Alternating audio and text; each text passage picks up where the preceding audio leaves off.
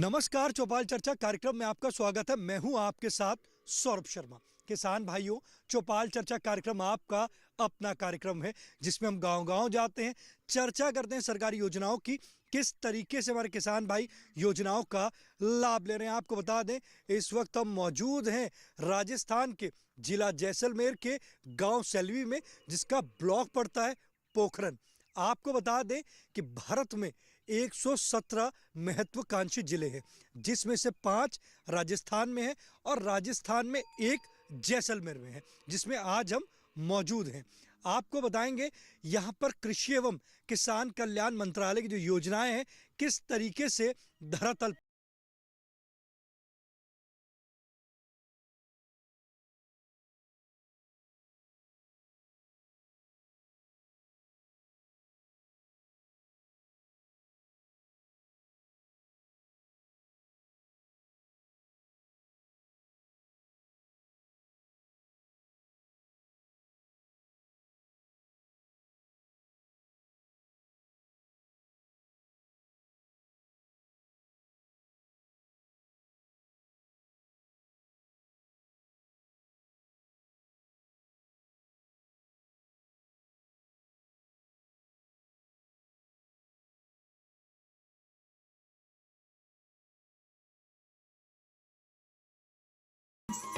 जैसे कि हमने आपको कहा था कि हम आपको गांव में लेकर चलेंगे, हमारी जो चौपाल है वो सज चुकी है। जोरदार तालियों के साथ कार्यक्रम की शुरुआत करते हैं। आपको बता दें, इस वक्त हम मौजूद हैं गांव सेल्वी में, जिसका जिला पड़ता है जैसलमेर।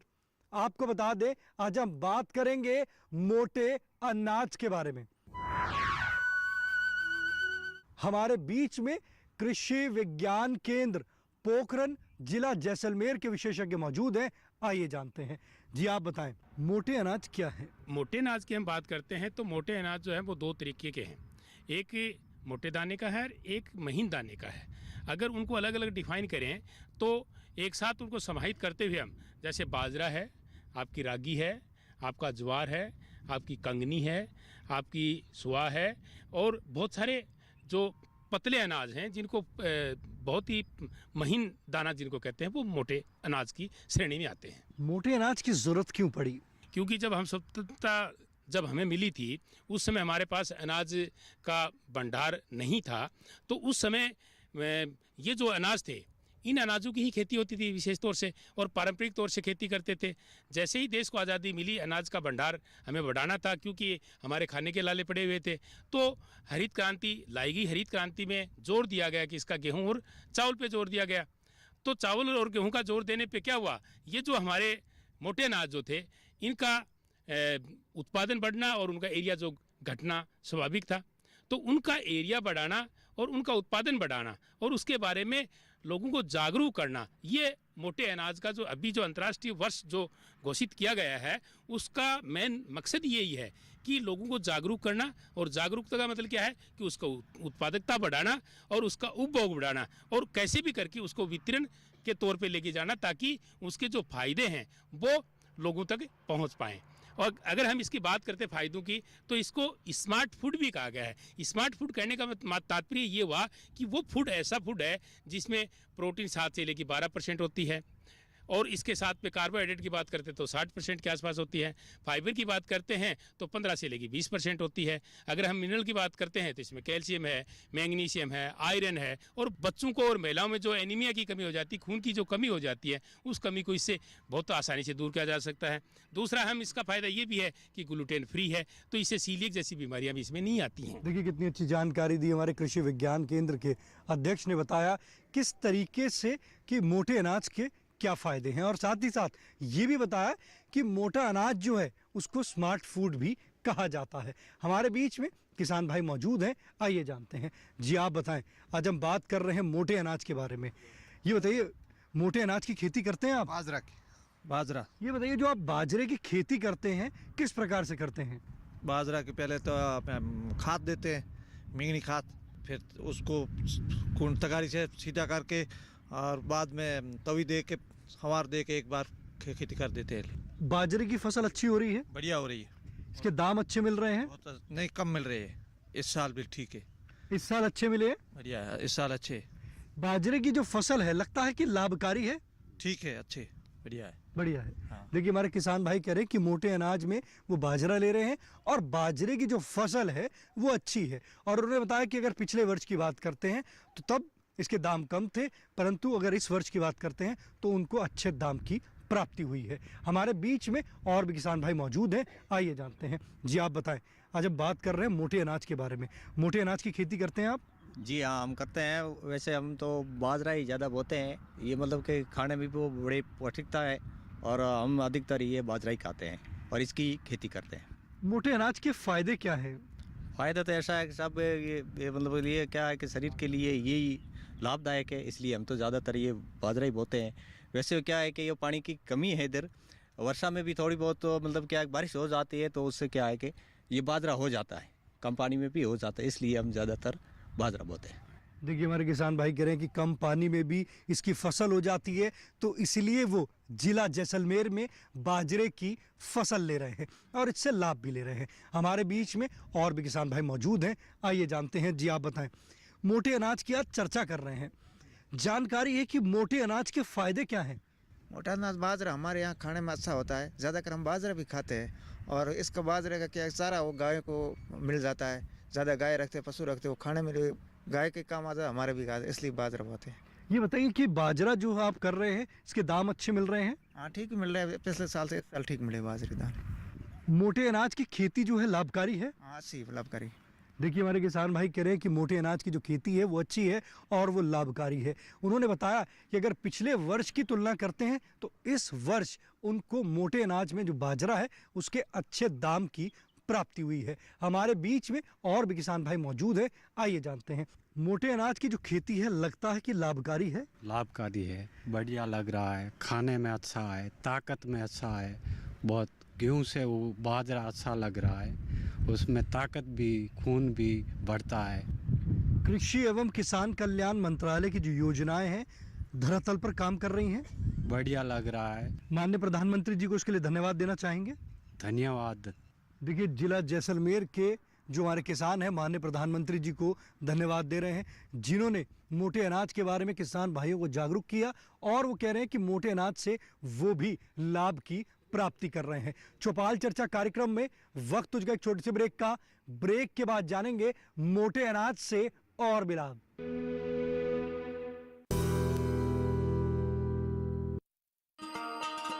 किसान भाइयों गांठ बांध लो, गांठ बांध लो, बात बहुत है काम की, समृद्धि के पैगाम की।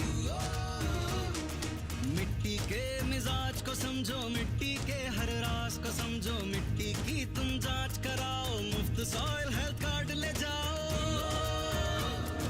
कभी मुनासिब बीज लगाओ, सही किस्म की खाद ले आओ, जितनी जरूरी उतनी डालो, सही मात्रा खुद पहचानो, इसको अपना मंत्र बना लो, मिट्टी की सेहत को जानो। बात बहुत है काम की, कम लागत अधिक वरदान की, किसान भाइयों गांठ बांध लो। आज ही मिट्टी की जांच कराएं, राज्य सरकार के कृषि अधिकारी से संपर्क करें और मुफ्त में सॉइल हेल्थ कार्ड पाएं। कृषि और किसान कल्याण मंत्रालय द्वारा किसान हित में जारी।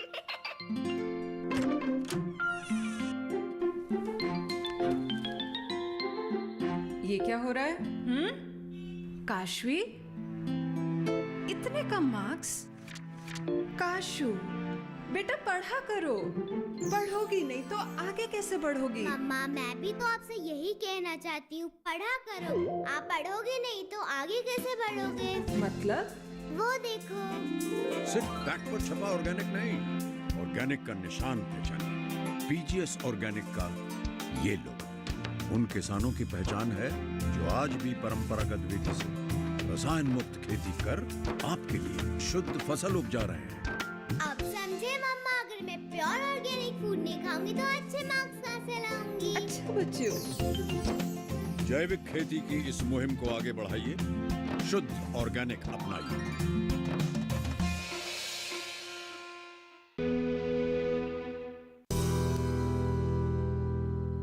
ब्रेक के बाद आपका स्वागत है गांव सेल्वी की चौपाल चर्चा से। आज हम बात कर रहे हैं मोटे अनाज के बारे में। आपको बता दें, आज की जो हमारी चौपाल है राजस्थान के जिला जैसलमेर से है। हमारे बीच में कृषि विज्ञान केंद्र के विशेषज्ञ मौजूद हैं। आइए जानते हैं।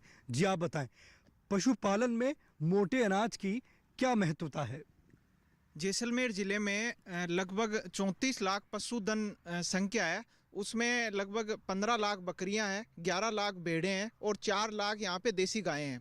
अब खेती और पशुपालन का काम है वो आपस में जुड़ा हुआ है। अगर हम बात करें मोटे अनाज की, तो जैसे बाजरा है, तो बाजरे का जो चारा है वो पशुओं को खिलाया जाता है।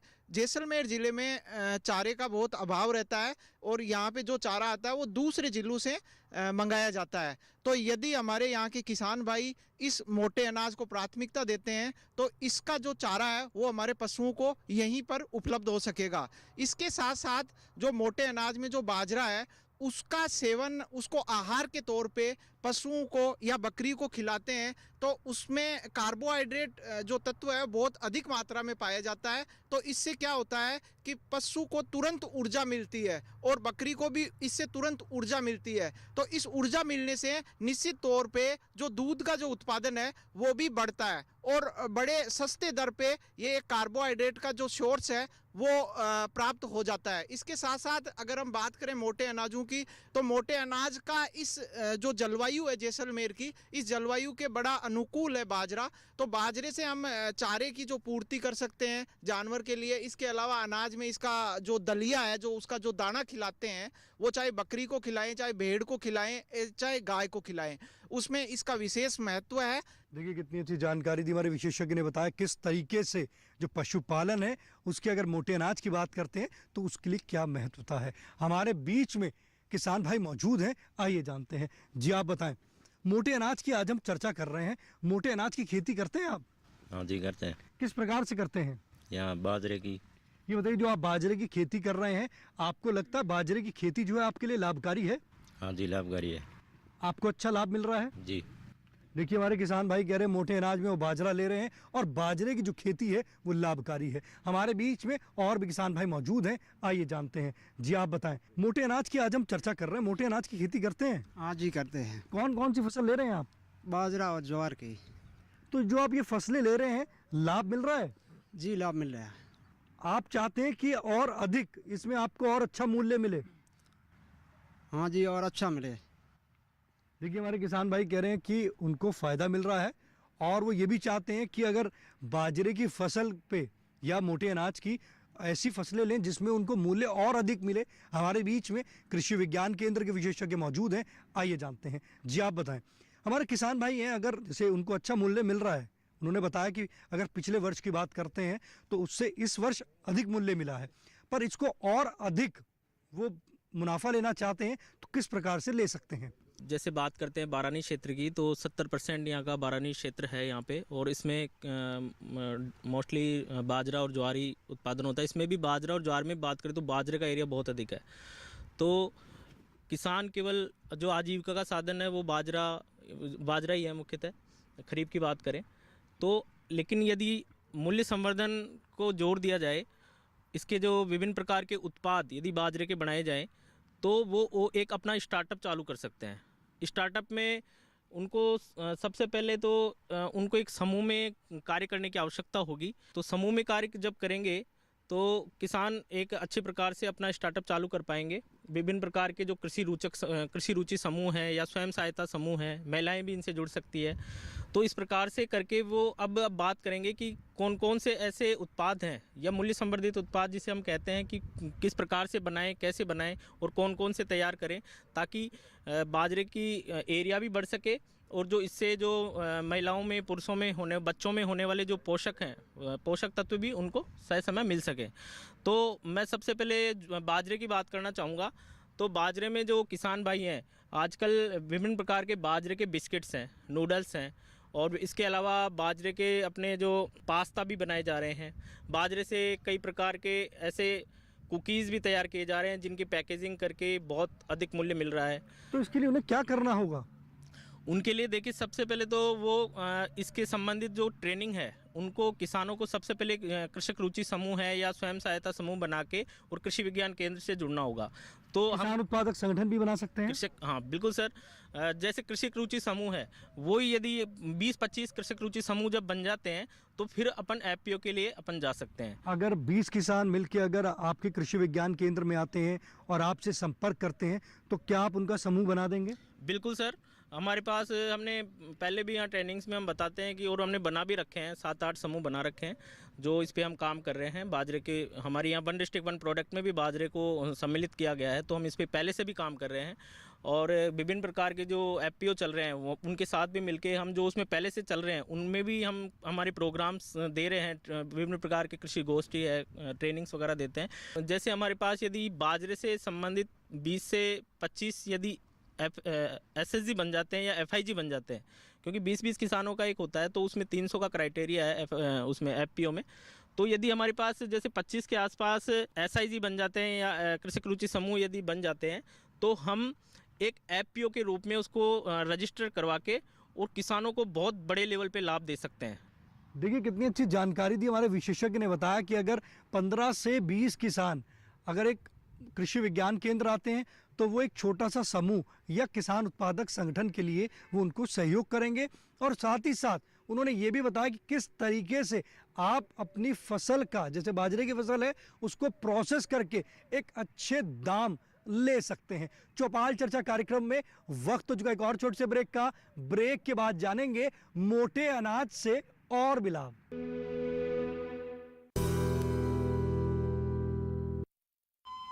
अरे सुन तो। मुझे क्या सुनाना चाहते हो? जो सुनाओ मेरी सौतन को। किसको? अरे वही तुम्हारा मोबाइल फोन जिससे सुबह शाम दिन रात चिपके रहते थे और कहते थे किसान कॉल सेंटर से बातें हो रही हैं। अच्छा ये बात है। हाँ क्यों, क्या हुआ? अब बात नहीं होती क्या? अब तो झट से बात हो जाती है। ऐसा क्या? हाँ, अब तो ज्यादा लाइनें और खास तकनीक के कारण खेती के माहिरों से तुरंत बात हो जाती है। और अगर कभी लाइन व्यस्त हो तो अपनी समस्या फोन पर रिकॉर्ड करा दो, वहाँ से फोन आ जाता है और समस्या की हल का मैसेज भी आ जाता है। ये देखो आ गया। अरे वाह, इसका मतलब इंतजार की घड़ी अब खत्म। हाँ। तभी मैं सोचूं कि आजकल मुझ पर इतना प्यार क्यों आ रहा है। कृषि संबंधी समस्याओं का अपनी भाषा में तुरंत हल पाने के लिए पूरे भारत में किसी भी फोन से हेल्पलाइन नंबर पर संपर्क करें। किसानों का दोस्त किसान कॉल सेंटर।